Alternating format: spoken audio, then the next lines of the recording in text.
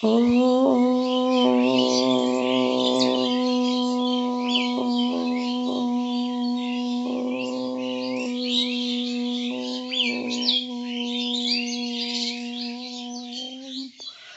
शांति।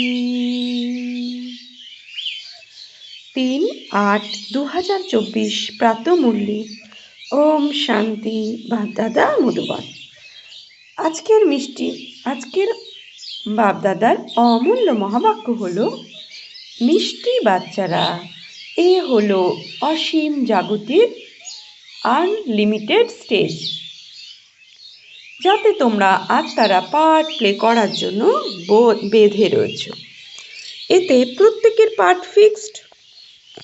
এ হলো অসীম জগতের unlimited stage, যাতে তোমরা আত্মারা পার্ট প্লে করার জন্য বেঁধে রয়েছ।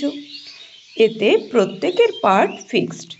কর্মাতীত অবস্থাকে প্রাপ্ত করার পুরুষার্থ কি? উত্তর: কর্মাতীত হতে হলে সম্পূর্ণ সারেন্ডার হতে হবে। নিজের কিছুই নেই, সব কিছু ভুলে গেলেই কর্মাতীত হতে পারবে। যার ধন দৌলত সন্তান ইত্যাদি স্মরণে আসে, সে কর্মাতীত হতে পারবে না। তাই বাবা বলেন, আমি হলাম গরিবের ভগবান। গরিব বাচ্চারা শীঘ্রই সারেন্ডার হয়ে যায়। সহজেই তারা সব কিছু ভুলে গেলে এক বাবার স্মরণে থাকতে পারে। ওম শান্তি। আত্মাদের বাবা বসে নিজের আত্মারূপী বাচ্চাদের বোঝাচ্ছে। বাচ্চাদের বুদ্ধিতে আছে যে এখন ঘরে ফিরে যেতে হবে। ভক্তদের বুদ্ধিতে এই কথা থাকে না। বাবা রোজ রোজ আমাদের ঘরের দিকে বুদ্ধি নিয়ে যাচ্ছে। তো সেকেন্ডে আমরা বুদ্ধিকে পরমধামে নিয়ে যাব। রোশনাই দুনিয়া, बिंदु बिंदु सितारा, मस्तक पर महाज्योति शिव बाबा।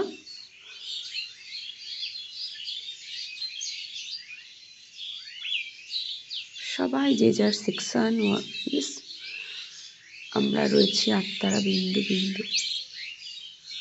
অনন্ত শান্তি, আমার নিজস্ব ঘর, আমার পিতার ঘর, পরম ধাম, শান্তির ধাম। ওম শান্তি। তো ফিরে যেতে হবে ঘরে। তো বাবা বারবার বলছে যে আমাদের ঘরে গিয়ে বীজরূপ স্থিতিতে স্থিত হয়ে থাকলে তবে আমার আত্মারূপী ব্যাটারি চার্জ হবে। কদিন ধরেই বাবা মুরলিতে বলছে। তো ভক্তদের বুদ্ধিতে এইসব কথা থাকে না। তোমরা জানো যে এখন 84 চক্র সম্পূর্ণ হয়েছে। এ হলো অনেক বড় অসীম মণ্ডপ ও স্টেজ, আনলিমিটেড স্টেজ। এই পুরনো মণ্ডপ ত্যাগ করে ঘরে যেতে হবে। অপবিত্র আত্মারা তো যেতে পারবে না, তাই অবশ্যই পবিত্র হতে হবে। এখন হলো এই খেলার অন্তিম মুহূর্ত। এই অন্তিম সময় হলো অপরিসীম দুঃখের। এই সময় হলো সব মায়ার বম্ব, জৌলুস, যাকে মানুষ স্বর্গ বলে মনে করে। কত মহল, জায়গা, জমি, গাড়ি ইত্যাদি আছে। একে বলা হয় মায়ার কম্পিটিশান। নরকের সঙ্গে স্বর্গের কম্পিটিশান। অল্পকালের জন্য সুখ, এ হলো মায়ার লোভ লালসা। সবই ড্রামা অনুসারে। এখানে কত মানুষ, বাবা বলছেন এখানে কত কত মানুষ। প্রথমে তো কেবল এক আদি সনাতন দেবী দেবতা ধর্মই ছিল। এখন তো এই বিশ্ব রঙ্গমঞ্চ ফুল হয়ে গেছে। এখন এই চক্র সম্পূর্ণ হচ্ছে। এখানে সবই তমপ্রধান। এই সৃষ্টিতেও বাবা বলছেন এই সৃষ্টিও তমপ্রধান। তারপর আবার তো শতপ্রধান হতে হবে। সম্পূর্ণ সৃষ্টিই তো নতুন হতে হবে, তাই না? নতুন থেকে পুরনো, আবার পুরনো থেকে নতুন। এ তো অগুন্তিবার চলে এসেছে। এ হলো অনাদি খেলা। এই খেলা কবে শুরু হয়েছে সে কথা বলা যাবে না। অনাদিকাল ধরেই খেলা চলে আসছে। এই কথাও তোমরাই জানো, আর কেউই জানে না। তোমরাও এই জ্ঞান পাওয়ার পূর্বে কিছুই জানতে না। দেবতারাও এই কথা জানতো না। কেবলমাত্র তোমরা পুরুষোত্তম সঙ্গমজীবী ব্রাহ্মণরাই তো জানো। বাবা বলছেন এই কথা কেবল আমরা পুরুষোত্তম সঙ্গম যুগী ব্রাহ্মণরাই জানি। এরপরে জ্ঞান প্রায় সত্যযুগে কি হবে? জ্ঞান প্রায় লোপ হয়ে যাবে। বাবা তোমাদের সুখ ধামে মালিক করছেন, আর কি চাই? বাবার থেকে যা পাওয়ার ছিল তা পেয়ে গেছো, আর কিছু পাওয়ার জন্য থাকে না। তাই বাবা বলেন, বাচ্চারা তোমরাই সব থেকে বেশি মাত্রায় পতিত হয়েছ। প্রথম প্রথম তোমরাই এসেছিলে পার্ট প্লে করতে, তোমাদেরই আবার প্রথমে যেতে হবে। এ তো চক্র, তাই না? সবার প্রথমে তোমরাই মালায় গঠিত হবে। এ হলো রুদ্রমালা। এই সুতোয় সম্পূর্ণ দুনিয়া মানুষ গ্রথিত হয়ে আছে। এই সুতো থেকে বের হয়ে পরমধামে চলে যাবে, তারপর আবার এমনভাবে সুতোয় গ্রথিত হবে। এ হলো অনেক বড় মালা। শ্রী বাবার কত সন্তান, প্রথম দিকে তোমরা দেবতারা আসো। এ হলো অসীমের মালা, যেখানে সবাই মণিতে গ্রথিত আছে। শ্রীমদ্ ভগবদ গীতাতে এই লাইন আছে যে এ হচ্ছে মালা, যে মালায় তোমরা হিরে হয়ে এক এক করে গাঁথা আছো পরমাত্মার। বলা হয় এই ব্রহ্মাণ্ড একটা মালা, যেটা আমার মধ্যেই গাঁথা আছে। এভাবে লাইনটা আছে। তো রুদ্রমালা আর বিষ্ণুমালা কত গ্রথিত আছে, মালার মহিমা আছে। প্রজাপিতা ব্রহ্মার কোনো মালা নেই, তোমাদের অর্থাৎ ব্রহ্মা কুমার কুমারীদের কোনো মালা নেই, কারণ তোমাদের উত্তরণ অবতরণ হয়। তোমরাও হেরেও যাও, মুহূর্তে মুহূর্তে মায়া তোমাদের ফেলে দেয়, তাই ব্রাহ্মণদের মালা তৈরি হয় না। তোমরা যখন সম্পূর্ণ পাশ হয়ে যাও তখন বিষ্ণুর মালা তৈরি হয়। প্রজাপিতা ব্রহ্মারও তো বংশ কুলজি আছে। যখন তোমরা উত্তীর্ণ হয়ে যাও তখন বলা হবে ব্রহ্মারও মালা আছে, এই বংশ তালিকা তৈরি আছে, ব্রহ্মারও মালা আছে।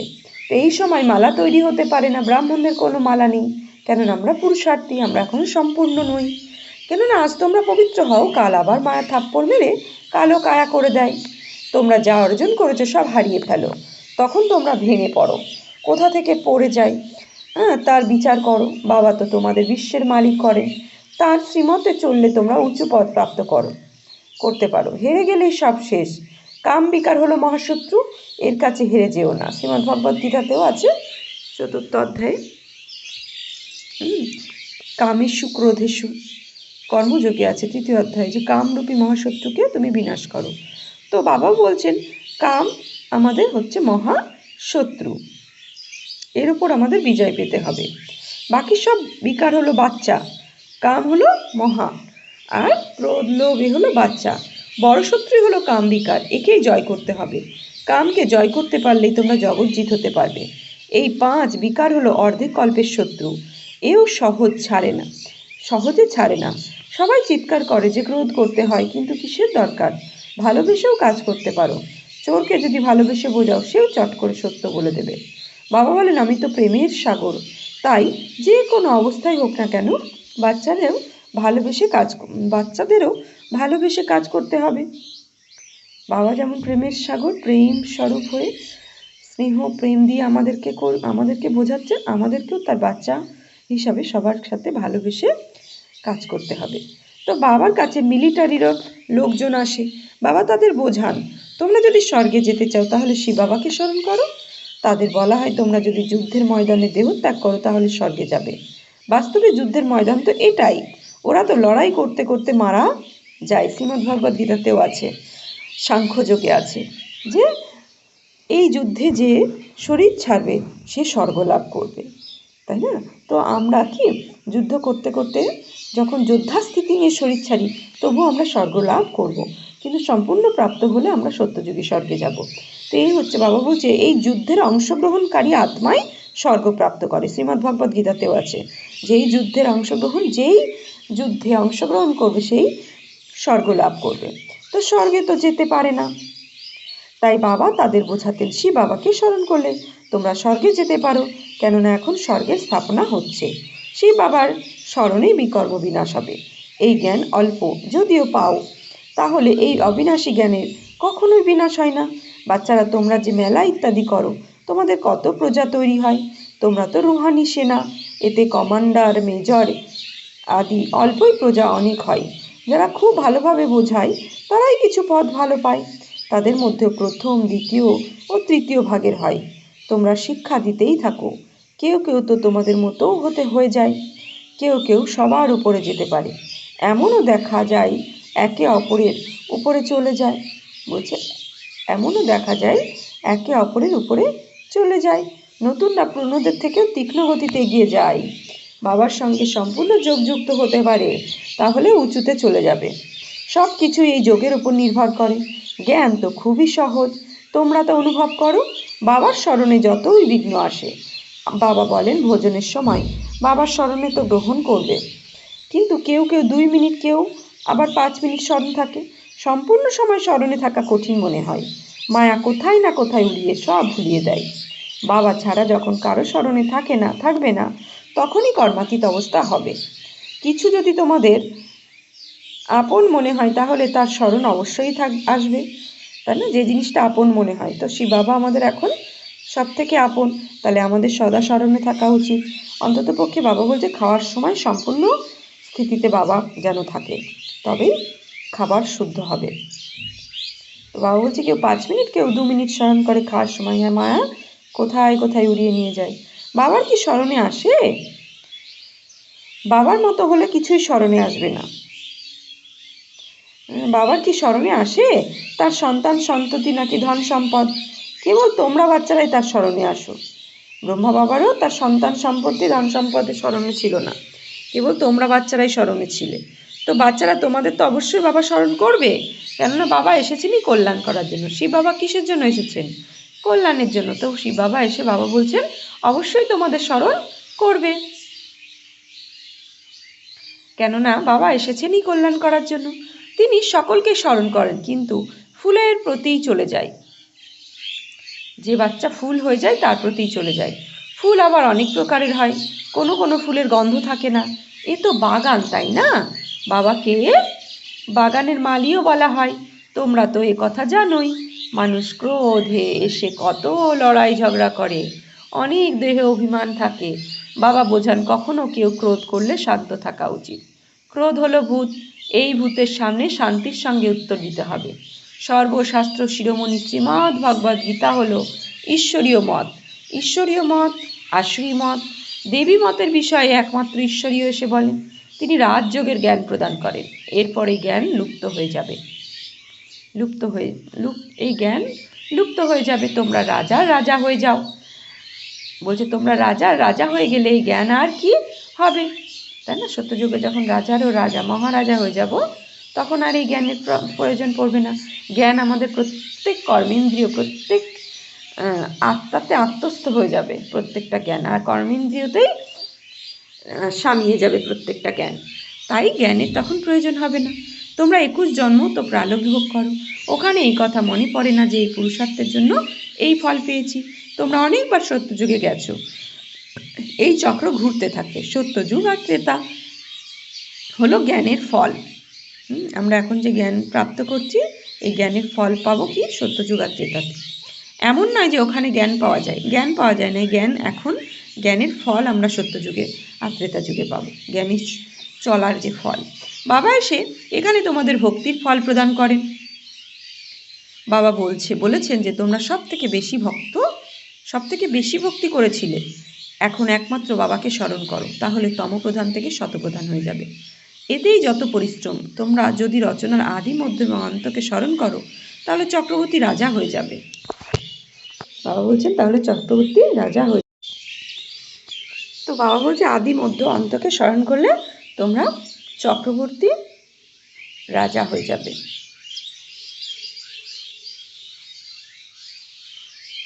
তো এখন পরিশ্রম আছে তোমাদের সব কিছুতে।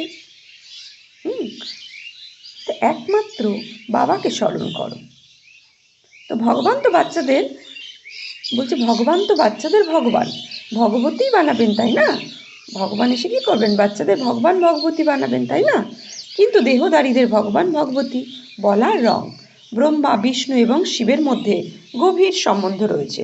এই ব্রহ্মাই পরবর্তীতে বিষ্ণু হবেন। আর বাবা বলছেন এই ব্রহ্মাই পরবর্তীতে বিষ্ণু হবেন। আচ্ছা, ব্রহ্মা বিষ্ণু শিবের মধ্যে গভীর সম্বন্ধ রয়েছে। সূক্ষ্ম লোকের বাসিন্দাকে কি বলা হয়? ফরিস্তা বলা হয়। তোমাদেরও ফরিস্তা হতে হবে। সাক্ষাৎকারও হয়, বাকি আর কিছুই নেই। সাইলেন্স মুভি আর এখানে হলো টকি। এই দুনিয়া এ হলো ডিটেইল, আর নাটশেলে হলো মন মনোভাব। মামেকম স্মরণ করো, সৃষ্টিচক্রকে স্মরণ করো। এখানে বসে থাকলেই শান্তিধাম আর সুখধামকে স্মরণ করো। এই পুরনো দুঃখধামকে ভুলে যাও। বেহাদের সন্ন্যাস বুদ্ধির দ্বারাই এই সম্ভব হবে। ওদের হলো জাগতিক সন্ন্যাস। এই নিবৃত্তি মার্গে মানুষেরা প্রবৃত্তি মার্গের জ্ঞান দিতে পারে না। রাজা রানী হওয়া হলো প্রবৃত্তি মার্গের। ওখানে সুখই সুখ। সন্ন্যাসীরা তো সুখকে স্বীকারই করে না। কোটির আন্দাজে এখানে সন্ন্যাসী আছে। গৃহস্থদের কাছ থেকে নিয়ে তারা তাদের দিনপাত করে। এক তো তোমরা দান পুণ্য অর্থে নিয়োগ করেছো, তারপর পাপ কাজ করে পাপ আত্মা হয়ে গেছো। বাচ্চারা তোমরা তো এখন অবিনাশী জ্ঞান রত্নের আদান প্রদান করো। ওরা ধর্মশালা ইত্যাদি বানায়, তাই পরবর্তী জন্মে ভালো ফল পায়। ইনি তো আসলে অসীম জগতের বাবা। ইনি হলেন ডাইরেক্ট আর উনি হলেন ইনডাইরেক্ট। তো মানুষ ঈশ্বরকে অর্পণ করে। ইনি হলেন ডাইরেক্ট, উনি হলেন ডাইরেক্ট। তো মানুষ ঈশ্বরকে অর্পণ করে, কিন্তু এদের দুজনের তো মুখ নেই। সেই বাবা হলেন দাতা। তার কি কখনো ক্ষুধা তৃষ্ণা হবে? হবে না। শ্রীকৃষ্ণ দাতা নন। বাবা তো সবাইকে দেন, তিনি কখনোই নেন না। এক দেবে তো 10 পাবে। শিব বাবার কাছে যে এক দেবে সে 10 পাবে। গরিব যদি 2 টাকা দেয় শিব বাবার ভান্ডারাতে, তো পদ্মাগুণা পেয়ে যায়, তাই না? সুদামার উদাহরণ আছে। সুদামা 1 মুঠা চাল শ্রীকৃষ্ণের জন্য নিয়ে যাওয়া হয়েছে, দেখানো হয়েছে, আর ফেরত পেয়েছে বাড়িতে এসে যে সোনার মহল। তো এখন আমরা সবই সুদামা। এই শিব বাবার ভান্ডারাতে যে যা কিছু ধন তন মন দিয়ে সফল করে, যদি 2 টাকাও দেয়, গরিবের 2 টাকা আর বড় লোকদের 2 লাখ টাকা, তো সমান হয়ে যায়।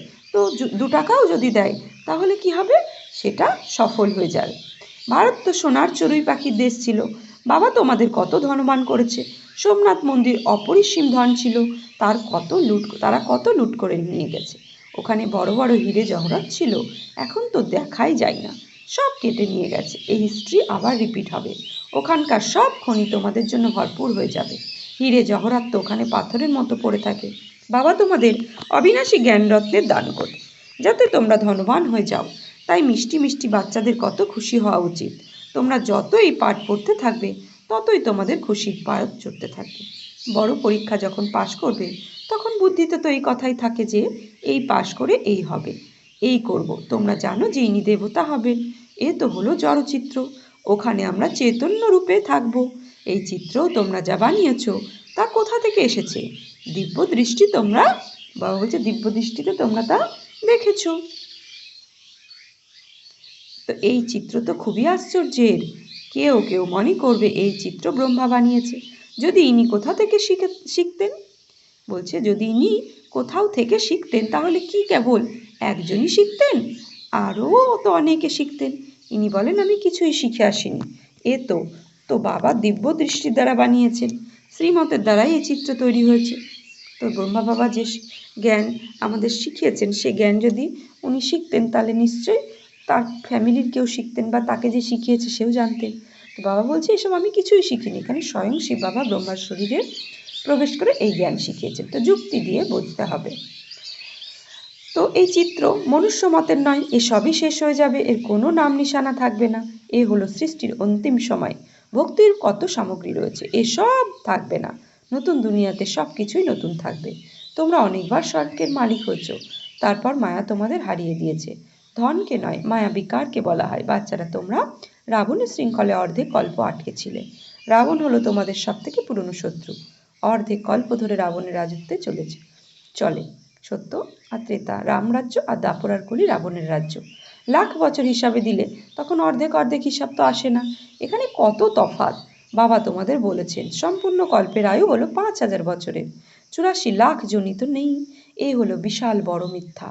সূর্যবংশী চন্দ্রবংশী দেবী দেবতারা কি এত লক্ষ বছর রাজত্ব করেছিল? এ কোনো কাজের কথা নয়। সন্ন্যাসীরা মনে করে এখন যদি আমরা নিজেদের ভুল মেনে নিই তাহলে সব ফলোয়ার আমাদের ছেড়ে চলে যাবে। হ্যাঁ, সন্ন্যাসীরা কিছু কিছু সন্ন্যাসীরা ব্রহ্মকুমারীতে বাবার কাছে কোর্স করতে এসে এই জ্ঞানই সত্য জ্ঞান মেনে নিয়েছে, কিন্তু তারা গোপনে এটা ভাবে যে আমরা যদি এই জ্ঞানটাকে মেনে নিয়ে আমরা ওই জ্ঞান ছেড়ে দিই, আমরা ওই মত ছেড়ে দিই, তাহলে সব ফলোয়ার্স কী করবে, আমাদের সব ছেড়ে চলে যাবে। তাই এই জ্ঞানটাকে আমরা সাপোর্ট করতে মন থেকে সাপোর্ট করে, কিন্তু বাহারের দুনিয়ায় আনতে এর সাথে মিশতে পারে না, এই জ্ঞানের সাথে চলতে পারে না। তাই রিভলিউশন হয়ে যাবে সব কিছু। তাই এখন তারা তোমাদের মতে নিজেদের রাজত্ব ছাড়বে না। পরের দিকে তারা অল্প কিছু বুঝতে পারবে, কিন্তু এখন নয়। বিত্তবানেরা এই জ্ঞান ধারণ করবে না। বাবা বলেন আমি হলাম গরিবের ভগবান। বিত্তবানেরা কখনোই সারেন্ডার হবে, কর্মাতীত অবস্থাকে প্রাপ্ত করতে পারবে না। বাবা হলেন অনেক বড় ব্রোকার। বাবা হলেন অনেক বড় শেয়ার ব্রোকার। গরিবদের থেকেই নেন, বিত্তবান থেকে নিলেন অনেক দিতে হবে। বলছে যারা বিত্তবান তাদের থেকে নিলে তো বাবার আবার ফেরত দিতে হবে। তাই বাবা কিন্তু যাত্রার কাছ থেকে এই যজ্ঞের সেবা নেন না। বিত্তবানের থেকে নিলে অনেক দিতেও হবে। বিত্তবানেরা এখানে সংখ্যায় খুব কমই আসে, কেননা এখানে সব কিছু ভুলতে হয়। কোনো কিছুই যদি নিজের না থাকে তখনই বলা হবে কর্মাতীত অবস্থা। বিত্তবানেরা তা ভুলতে পারবে না। যারা কল্প পূর্বেই অবিনাশ উত্তরাধিকার নিয়েছিল তারাই আবার নেবে। আচ্ছা, মিষ্টি মিষ্টি হারানিধি বাচ্চাদের প্রতি মাত পিতা বাপ দাদার স্মরণে স্নেহ সুমনার সুপ্রভাত। আর তাদের পিতা তার আত্মারূপী বাচ্চাদের জানাচ্ছে নমস্কার। ধারণার জন্য মুখ্য সার। আচ্ছা,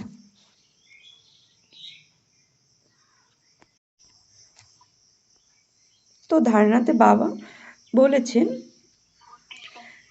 বাবা যেমন প্রেমের সাগর, তেমনই মাস্টার প্রেমের সাগর হয়ে ভালোবাসার সাথে যা কিছু করাতে হবে। ক্রোধ করবে না। কেউ যদি ক্রোধ করে তবে তোমাদের শান্ত থাকতে হবে। 2, বুদ্ধির দ্বারাই পুরনো দুঃখের দুনিয়াকে ভুলে অসীম জগতের সন্ন্যাসী হতে হবে। শান্তিধাম আর সুখধামকে স্মরণ করতে হবে। অবিনাশী জ্ঞানের রত্নের আদান প্রদান করতে হবে। বরদান, বিকাররূপী বিষধর সাপগুলিকে গলার মালা বানিয়ে শঙ্কর সমান তপস্বী মূর্তি ভব। বিকাররূপী বিষধর সাপগুলিকে গলার মালা বানিয়ে শঙ্করের সমান তপস্বী মূর্ত ভাবো। এই 5 বিকার যেমন সাধারণ লোকেদের জন্য বিষধর সাপ, এই সাপ তোমাদের অর্থাৎ যোগী প্রয়োগী আত্মাদের গলার মালা হয়ে যায়। এটা তোমাদের ব্রাহ্মণদের বা ব্রহ্মা বাবার অশরীরী তপস্যা শঙ্কর স্বরূপের স্মারণিক, যা আজও পূজিত হয়ে চলেছে। দ্বিতীয়ত, এই সাপ খুশিতে নাচার স্টেজ হয়ে যায়। এই স্থিতি স্টেজের রূপে দেখানো হয়। তো যখন বিকারের ওপর এরকম বিজয় হবে তখন বলা হবে তপস্বীমূর্ত প্রয়োগী আত্মা। ওই জন্য শ্রীকৃষ্ণকে দেখানো হয় 5 মুখওয়ালা সাপের ওপর ডান্স করছে, অর্থাৎ 5 বিকারের ওপর সে ডান্স করে। সে 5 বিকারের সাথে 5 মুখওয়ালা সাপের সাথে যুদ্ধ করেছে। যুদ্ধ করার পরে শেষে তার উপর ডান্স করেছে। তো আমাদেরও অস্থিতি এখন তৈরি করতে হবে। স্লোগান, যাদের স্বভাব মিষ্টি শান্ত চিত্ত তাদের উপর ক্রোধের ভূত আক্রমণ করতে পারবে না। আজকে সমান নেব আমি শঙ্করের সমান তপস্বী মূর্ত আত্মা। ওম শান্তি।